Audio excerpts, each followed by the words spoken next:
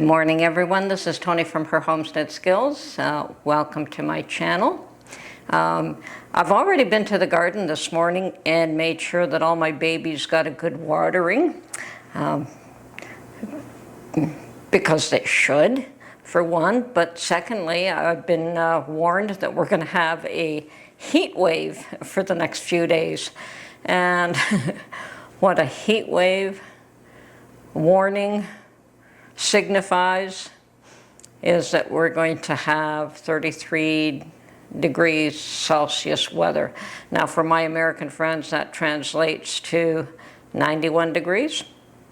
And I think for a lot of you, that's not a heat wave. That could be just normal temperatures.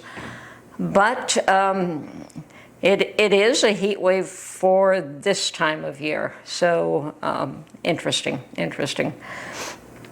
I have read something, though, that tells me that it's not going to be as hot a year this year because of El Nino. So maybe we're getting the heat now, but it's going to be cooler as the summer progresses. We still will have summer, but it's going to be a few degrees cooler than normal. So enjoy it while we can. For those of us that like the heat, I'm one of them that do. I'm not troubled by it at all. Yes, it makes you sweat a little bit more, and yes, it makes you feel lethargic sometimes. But better that than having to wear layers and layers of clothing and still freezing, and that's me. So I prefer to wear a little bit and be on the warm side than have too many layers and still be cold. Anyway, so my garden did get a watering, and things are, getting over their transplant shock, which is good. I mean, some things are beautiful. My lavender is just amazing. And to think that most of that came from cuttings. Oh, they're probably about 3-year-old cuttings at this point, but it's making a lovely hedge. And on the other side, I tried to do a sage hedge, but not all the sage plants took, which is surprising because sage usually grows a whole lot easier than lavender does. But that's fine. The oregano's going gangbusters. My tomatoes have yet to be replanted. So I've got them here. They're still small. I'm just going to wait till I have some time to get them in the ground properly, and hopefully I won't lose them this time. And if so, maybe I should start another batch by seed and see what, have backups to my backups. I can always buy plants, though. I mean, I have, there's this one fellow at the flea market who grows plants at home, and I did buy some celery off him last weekend, as well as a few other little plants, and he's very fairly priced. It's a 4-pack for $2.50, or was it? Anyway, it was in that range. So that's certainly a better price than I can get elsewhere.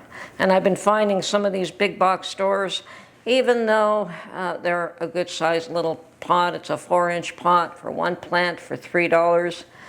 That gets to be fairly expensive if you're going to plant any substantial quantity. So although they're lovely and they're in a nice 4-inch pot, they've probably got good root system, I still shy away from them. I prefer the little 4-pack for $2.50, and I've got 4 plants for the price of less than one. So anyway, I am going to go out and enjoy this weather while I can. It's not going to last, but by the time the weekend arrives, it's going to cool down. So going to get out in the sun, get out in the heat, and probably run a few errands and do a little bit of shopping. So, oh, and there was something that I did want to try, and it's not going to be quite exactly to the recipes that I have found elsewhere, because I don't have the exact same ingredients, but I'm going to try this. Basically, Mark came to me the other day and says that we're out of mayonnaise, and I thought, I could probably make my own mayonnaise. I do mainly use olive oil, but olive oil is a little bit strong for mayonnaise. So I believe I have some canola oil in the house, and I'll probably use that. It probably is not the best one, but this is my first attempt. I'm going to try it using an immersion blender and see if it works. And it also, the recipe also calls for Dijon mustard. I don't have any Dijon in the house. I thought I did. I'll double check again. And if I have it, I'll use it. But if not, I have my own homemade mustard. And I could try using a bit of that in the recipe. So let's get to it and see how this works out. And it's my first attempt, and it could be a failure, but we'll see what happens. Okay, so I have all of my ingredients. And I'm going to start off with an egg. And I'm just using a wide mouth mason jar because that is what I have that would be usable for this recipe. I did find some Dijon mustard. It's been in the fridge for a while, but I'm going to still try to use it. So the recipe calls for 1 egg, 1 tablespoon of Dijon. So I'm just going to measure that out. Okay, that appears to be a tablespoon to me, so we'll put that in.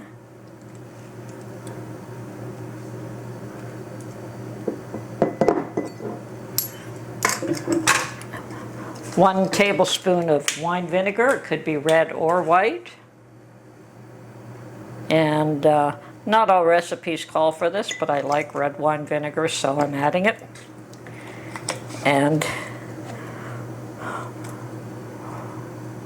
1 teaspoon of lemon juice, and that again is optional. Let's see, where's my teaspoon? That would be my teaspoon. And once again, I don't have fresh lemon, so I'm using my lemon juice, the real lemon that I keep in the fridge. And we want a 1/4 tablespoon, or perhaps even a tiny bit more, of salt. And I believe that is my 1/4 tablespoon.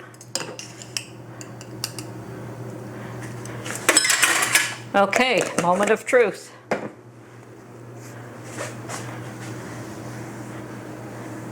Last ingredient is 1 cup of neutral oil. So I'm using canola oil. You can use a better quality oil if you have one in-house. But as this is my first attempt, I'm using what I have here. Okay, immersion blender. Moment of truth.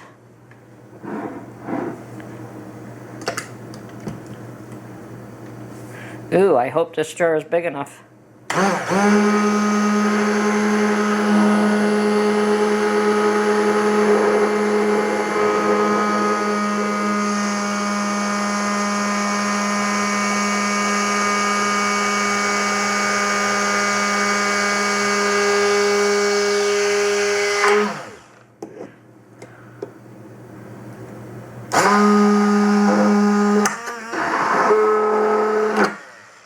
Okay, looks like that's worked beautifully.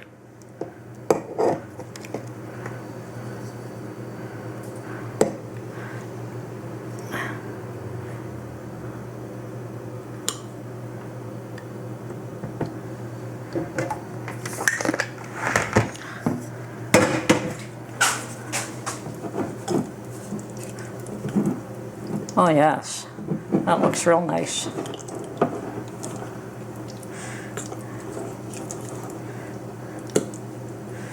All right, now for the taste test.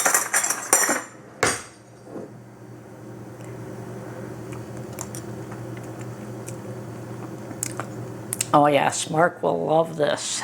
I don't believe that this lasts as long as your store-bought mayonnaise, so you only want to make them whatever size batch you think you're going to use. I would have to double check and see what the life expectancy of this product is. So in spite of my not the greatest ingredients, It is actually really tasty.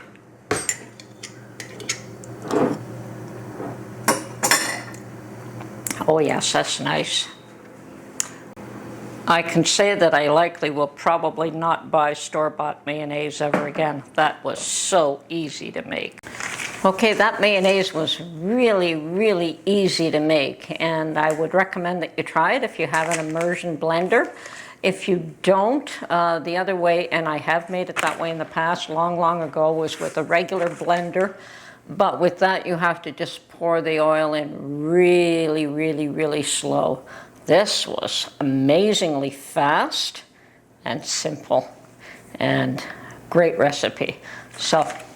And part of the reason that we've been using up our mayonnaise was that we've had the occasional salmon sandwich. Now this is the salmon that Mark caught last year and brought home. And we decided that we would can some of it up and freeze the rest.